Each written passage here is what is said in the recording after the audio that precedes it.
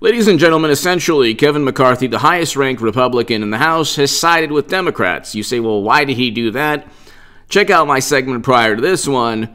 He turned on President Trump, and this is a problem, a serious problem that Republicans have. You had Josh Hawley and Ted Cruz. They backed President Trump. You had, 100 Republicans backing President Trump, and then there was zero discussion, discourse, debate, dialogue, like a national discussion was not created. That's partly President Trump's fault. Okay, Twitter was a trap, but that was partly President Trump's fault. If he did not have direct evidence, which there was no direct evidence, so Democrats said, well, his claims were baseless. There was no direct evidence for Trump and Russia. Intelligence reports are not direct evidence. You can go back and see everything from the Bay of... You can see how the Bay of Pigs, Gulf of Tonkin, WMD, intelligence reports almost always lead to devastating results. And they're politicized. And they're not viewed as direct evidence. They're not even really viewed... They shouldn't really be viewed as even circumstantial evidence of anything. Intelligence is based on confidence, levels of confidence, almost always. Pertaining to Trump and Russia, the ODNI report that James Clapper compiled was based on high to moderate confidence. Read the intelligence reports. They utilized a dossier. So when they weren't just going on a hunch, they utilized a dossier against Trump. They made baseless claims against Trump, but the government was making these claims, and that suited the Democratic Party, media, Hollywood, so they weren't baseless. They were based on what usually would be considered baseless allegations. If an intelligence, you're not going to be convicted in a court of law because James Clapper is confident you did something. That's why nobody was indicted on working alongside a Russian intelligence operative.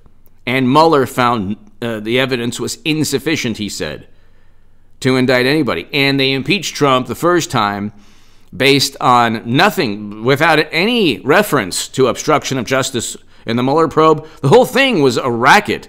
But see, Trump's personality became this living entity that seeped into the minds of oftentimes apoplectic, morally superior liberal Democrats. Anything goes with Trump.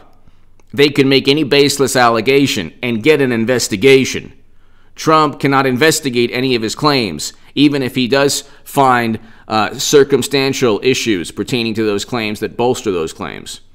When money, millions upon millions, flow into a foundation run by Madam Secretary, oh, it's correlation, not equal causation. You'll never get a Democrat to admit that a philanthropic organization run by the Clintons was a conduit, was a middleman, was just a way for them to pocket money without really pocketing money. So people gave to the foundation, and then beneficial treatment took place. But you'll never... See, this is the thing. Whenever there's a controversy or scandal, Eric Swalwell, for example, well, he complied with the Bureau. Yes, so what? Why is he on the Intelligence Committee? The man most likely had a relationship with a foreign intelligence operative. He won't even deny whether or not he had a physical relationship. And the woman that he had potentially a physical relationship with raised money for him. And it's confirmed she was a foreign intelligence operative. But still Democrats are okay with that.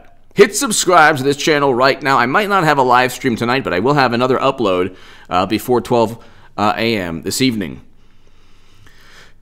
Everything is like topsy-turvy, upside down in this world where Republicans, unfortunately, haven't learned lessons of the past 4 years. Republicans lost Congress, the presidency, not because of Trump, because they investigated an incoming president based on the intelligence of a Democratic administration's intelligence operatives. based on a dossier that was literally purchased by Clinton and the DNC, and Republicans helped amplify. One Republican in particular helped share the dossier or spread the dossier throughout the government. So that is why you can't, you're a political party that actually investigates your president. Jeff Sessions was the worst attorney general of all time. Any absurd message board that I was telling people not to listen to because it was completely dangerous and absurd and a racket and a hoax. In 2018, I was telling people this. You can see the debate on hagoodman.com. By the way, I'm going to have something really special on hagoodman.com in April, mid-April, that you're going to love and you're going to want to join. It's going to be fantastic. But, ladies and gentlemen, so there needed to be a debate and discourse. Like the CNNs and the Esquire magazine and nobody is buying what Kevin McCarthy is doing. And instead of simply saying, look, this is why I backed President Trump, Josh Hawley, Ted Cruz, McCarthy, they should simply say, this is why we backed President Trump. Okay? Mitch McConnell should find out why they backed President Trump. And it's like, there's never, not only did they investigate Trump, but because of his personality, they pretty much politically stabbed him in the back numerous times. And McConnell, instead of giving a $2,000 check, or even he should have just given a $3,000 check. Republicans should have been the ones saying, yeah, you know what, we're going to up this $3,000. So there. I mean, they didn't offer any pushback or rebuttal or counterpoint to, every economy just completely collapsing because science. That's what Republicans don't offer, an actual rebuttal to the prevailing narrative. Tucker Carlson does, and then he's vilified. Trump did, but he did so at first in an effective manner. It was effective at first. It became ineffective. He couldn't communicate what he wanted to communicate at the end of the day because Twitter turned into a trap. And you have state legislatures enacting laws that are predicated upon what McCarthy and Hawley and Ted Cruz and other Republicans have espoused. Why don't these Republicans grow a backbone and say, look, you investigated Trump based on a dossier.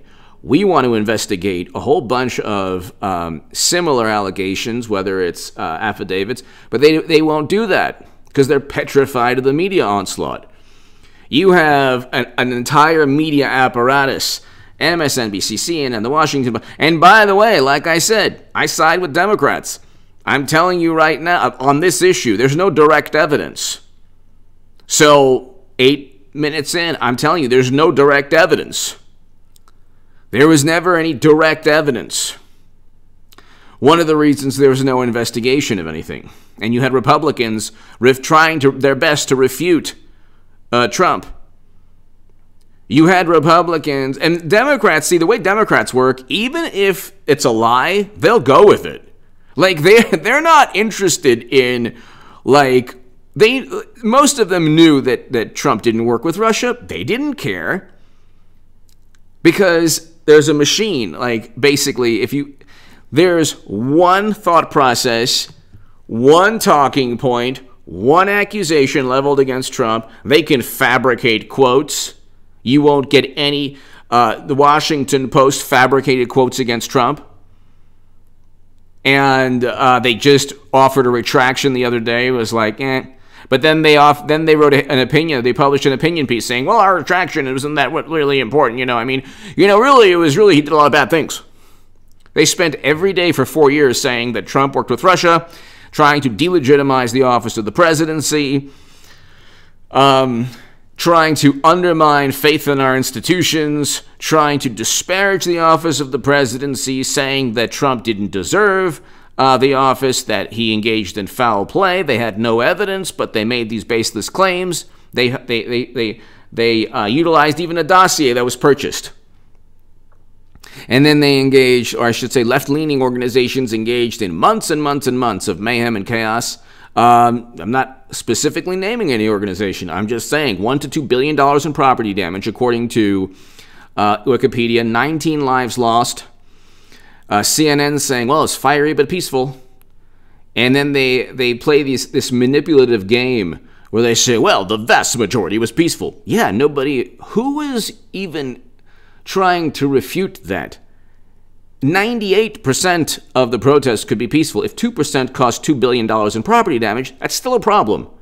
God, but you don't even get that. It was a reckoning. And then, of course, similar things took place with trying to undermine legitimacy and then chaos and mayhem. And then, oh my God, what's going on? And then in the defense of President Trump's impeachment, they actually showed, look, this is what you allowed for 4 or 5 months. And this is what you were saying about Trump. Madonna and all of these celebrities saying the same thing. And now you're trying to rewrite history, but that's what Democrats do.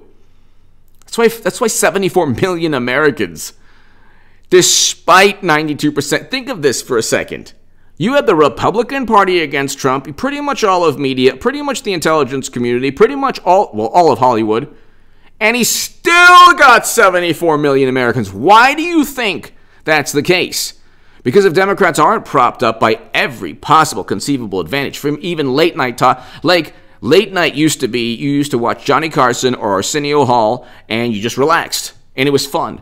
Now it's like a commercial for the Democratic Party. Everything's a commercial, and nobody even, the younger generation, they're actually a lot more conservative in thought process. You think that they're not, but studies show, or whatever, whenever you hear studies show, it's like there are a great many articles, at least, you can point to saying, yeah, this generation is a lot more conservative or libertarian in their viewpoint.